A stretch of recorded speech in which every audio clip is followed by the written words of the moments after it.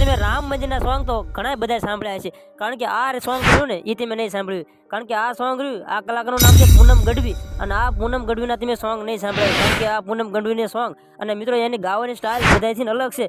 અને જો મિત્રો તમે એકવાર તમે આ પૂનમ ગઢવીનું સોંગ ન સાંભળ્યું ને તો તમે થોડીક જ વાર ખમો, કારણ કે આ પૂનમ ગઢવીનું સોંગ જોરદાર છે અને આ પૂનમ ગઢવીની ગાવાની સ્ટાઇલ બધાથી અલગ છે.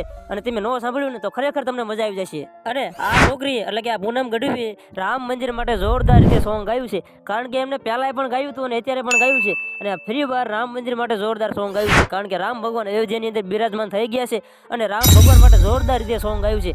તમે જો ન સાંભળ્યું તો તમને ખૂબ જ સમયની અંદર તો દેખાડવાનું શું જ છે. અને જો તમે અમારી ચેનલ ઉપર નવા હોય તો તમે અમારી ચેનલને સબસ્ક્રાઇબ કરી શકો, અને કોમેન્ટની અંદર તમે જય શ્રી રામ લખવાનું ભૂલતા નહીં. અને આ કલાકારના પહેલા પણ ઘણા બધા સોંગ વાયરલ થયા હતા. મથુરા મથુરા કરતી એ રીતનું સોંગ પહેલા પણ વાયરલ થયું હતું, અને બીજું સોંગ મોગલમાનું પણ ખૂબ વાયરલ થયું હતું, અને અત્યારે રામ ભગવાન માટે જોરદાર સોંગ ગાયું છે ને એ પણ વાયરલ થયું છે. જો તમે સોંગ ન સાંભળ્યું તો તમારે સાંભળવાનું છે જ છે, પણ રામ ભગવાન માટે જોરદાર સોંગ ગાય છે, અને પૂનમ ગઢવીની ગાવાની સ્ટાઇલ બધાથી અલગ છે, અને મિત્રો જોરદાર રીતે સોંગ ગાય છે. કારણ કે મિત્રો પૂનમ ગઢવીને સોશિયલ મીડિયા એકાઉન્ટ પર જેમ કે ઇન્સ્ટાગ્રામની અંદર તેમને 2 લાખ ફોલોવર થવાની પણ તૈયારીમાં છે, અને તે પૂનમ ગઢવીએ રામ મંદિર માટે જોરદાર સોંગ ગાયું હતું, અને તેમને ટૂંક જ સમયની અંદર ઇન્સ્ટાગ્રામમાં પણ 2 લાખ ફોલોવર થઈ જશે. ખાસ કરીને મિત્રો પૂનમ ગઢવીને સોશિયલ મીડિયા એકાઉન્ટ પર એમના ઘણા બધા વિડીયો પણ વાયરલ થયા છે, અને મિત્રો તેમની ગાવાની સ્ટાઇલ બધાથી અલગ છે અને જોરદાર રીતે ગાય છે. અને પૂનમ ગઢવીનો સોશિયલ મીડિયા એકાઉન્ટ પર જોરદાર રીતે આ રામ ભગવાનનો વિડીયો વાયરલ થયો છે. જો મિત્રો તમે અમારી ચેનલ ઉપર નવા હોય તો તમે અમારી ચેનલને ખાસ કરીને સબસ્ક્રાઇબ કરવાનું ભૂલતા નહીં, અને કોમેન્ટની અંદર તમે જય શ્રી રામ લખવાનું છે. અને આ છે પૂનમ ગઢવીનો વિડીયો, તમે જોઈ લો, અને મિત્રો તમે આ વિડીયોને બને એટલો શેર પણ કરજો.